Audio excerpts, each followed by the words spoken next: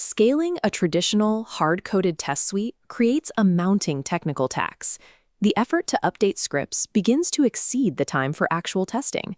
This happens because the standard approach is to write a unique, standalone script for every single user scenario that needs validation. In this model, the mathematics are working against you. To double your test coverage, you are forced to double your total codebase, along with the overhead required to keep that code functional. Data-driven testing addresses this by changing test construction. It moves away from static scripts and towards an adaptable system. Hard-coded suites follow a steep linear slope, but a data-driven suite keeps the code footprint completely flat. We achieve this through the decoupling principle, separating state data from execution logic, leaving them connected only by a flexible input stream. By isolating these elements, the number of scenarios you can cover is no longer limited by the time it takes to manually author new scripts. To see how this separation works, we have to look at the internal structure of a single test script. Take a standard login test. If the username and password are typed directly into the script, those inputs lock the execution to a single specific user account. In this code block, the credentials are hard-coded. The logic and the data are fused together, making the script rigid. We break this rigidity through parameterization, removing static strings. We pull specific values out and replace them with agnostic variables. The code becomes a logic engine, performing actions regardless of specific data. This engine will click the same buttons and navigate the same menus, whether it's processing an admin account or a guest user. Because the engine relies on external variables, the instructions themselves stay the same, even as the scenarios change. By parameterizing these inputs, we isolate the execution logic. Instead of writing new scripts, the focus shifts to managing data. Now that the logic engine is ready, we need an external storage layer to provide the data that will drive it. In enterprise environments, we typically use three types of data containers: CSV files, Excel spreadsheets, and SQL databases. CSVs are often used for their simplicity. They are lightweight arrays, easy to read.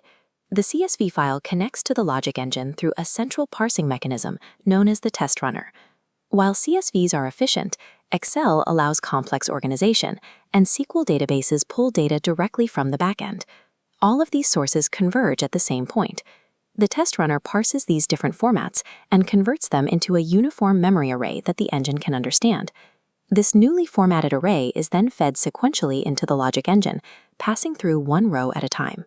This structure allows team members who don't write code to contribute. They can expand test coverage simply by adding new rows to a spreadsheet. We can see this in action by watching a live execution cycle. Here is our data matrix. We have three scenarios queued up: a positive case, a negative case, and a boundary edge case. The cycle begins with the positive case, verifying a valid user.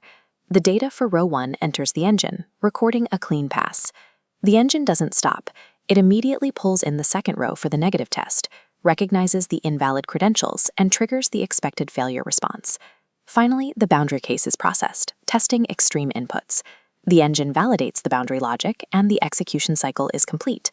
However, relying on external data introduces new risks, specifically regarding how data types are handled. This is a typecasting error. Since CSV files are just text, the pipeline might try to feed a number into a field that the logic engine expects to be a string of text. This mismatch can stop the entire run. There is also the issue of data isolation. If the very first test row actively changes the state of the database, for example by changing a user's password, the second row might fail because the data it expected is no longer there. A data-driven architecture is powerful, but its success depends on keeping the data clean and ensuring each test row leaves the environment exactly as it found it. When this architecture is applied at a massive scale, it changes the entire maintenance profile of the test suite. One core block of logic can now drive thousands of different validation checks.